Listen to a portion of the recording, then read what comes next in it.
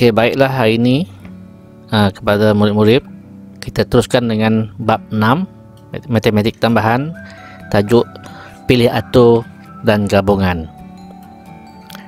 Yang pertama tentang prinsip pendaraban.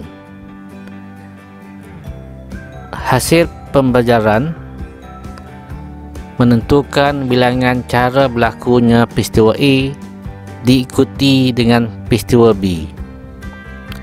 Dalam prinsip pendaraban, jika suatu peristiwa A berlaku dalam R cara dan suatu peristiwa B berlaku dalam S cara, maka bilangan cara peristiwa A berlaku diikuti berlakunya peristiwa B ialah R darab S cara. Sebagai contoh, 1. Jika terdapat 4 jalan dari bandar A ke bandar B dan terdapat 6 jalan dari bandar B ke bandar C, cari bilangan jalan dari bandar A ke bandar C. Di sini terdapat 4 jalan dari bandar A dan 6 jalan dari bandar B. Jadi bilangan jalan sama dengan 4 darab 6 sama dengan 24 berdasarkan prinsip pendaraban. Okey, seterusnya kita masuk tajuk 6.1 pilih atur. Untuk tajuk ini diharap murid dapat menentukan bilangan pilih atur bagi n benda. Yang kedua, dapat menentukan bilangan pilih atur bagi R benda daripada N benda, menentukan bilangan pilih atur bagi N benda dengan syarat tertentu, dan menentukan bilangan pilih atur bagi R benda daripada N benda dengan syarat tertentu. Jadi ada 4 hasil pembelajaran untuk tajuk pilih atur. Dalam tajuk pilih atur, bilangan pilih atur bagi n benda, kita gunakan rumus NPN. NPN ataupun n factorial ataupun n darab dengan n tolak 1 darab dengan n tolak 2 darab seterusnya sehinggalah nombor yang terakhir adalah nombor 1. Bagi bilangan pilih atur bagi R benda daripada N benda, kita gunakan rumus NPR. N bilangan, R adalah pilihan. Sebagai contoh 1, Ramli ada 7 buah buku yang berlainan tajuk terletak di atas mejanya. Dalam berapa carakah dia boleh menyusun buku-buku ini dalam satu baris? Okay, di sini ada 7 buah buku. Okay, katakanlah kita menggunakan sistem kotak. Okay, jadi kita buat 7 kotak. Kemudian kotak pertama kita letak nombor 7 sebab kita boleh masukkan ke 7 jenis buku di atas kotak pertama. Untuk kotak yang kedua dan seterusnya akan berkurang 1, iaitu 6, 5, 4, 3, 2, 1. Kemudian untuk mendapatkan bilangan cara pilih aturnya, maka kita darab 7 darab 6 darab 5 darab 4 darab 3 darab 2 darab 1 ataupun 7 factorial, tekan kalkulator bersamaan dengan 5040.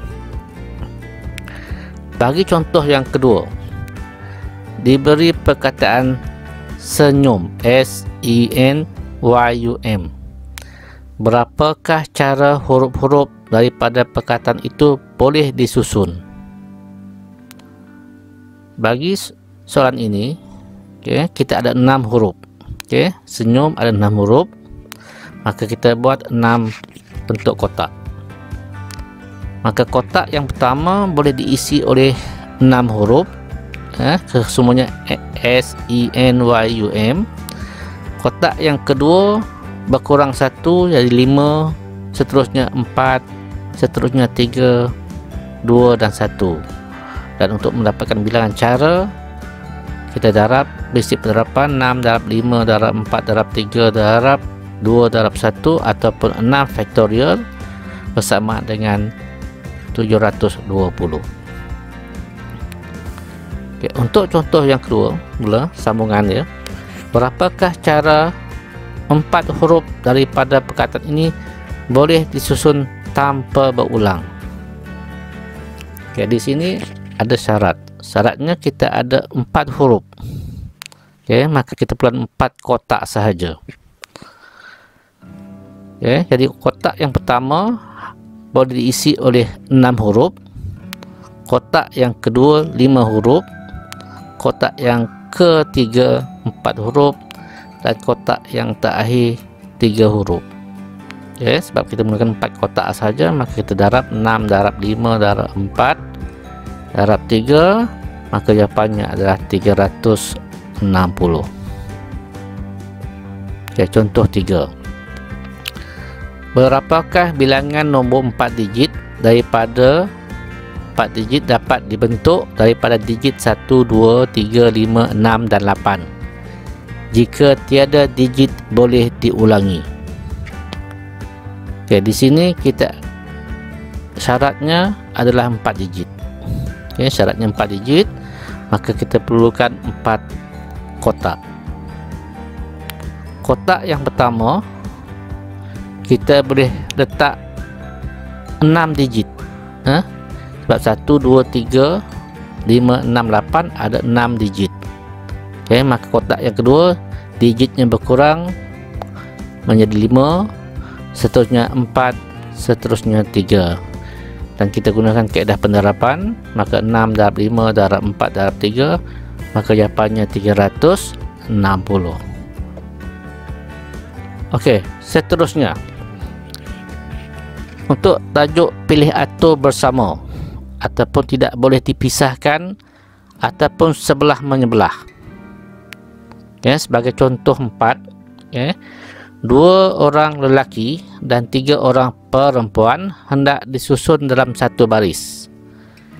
Cari bilangan susunan yang boleh dilakukan jika 2 orang lelaki itu tidak boleh dipisahkan.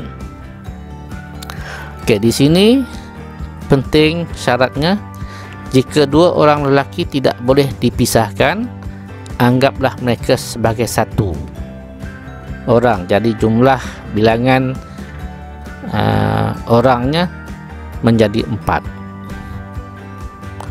Okey, 4 orang, maka kita perlukan 4 kotak.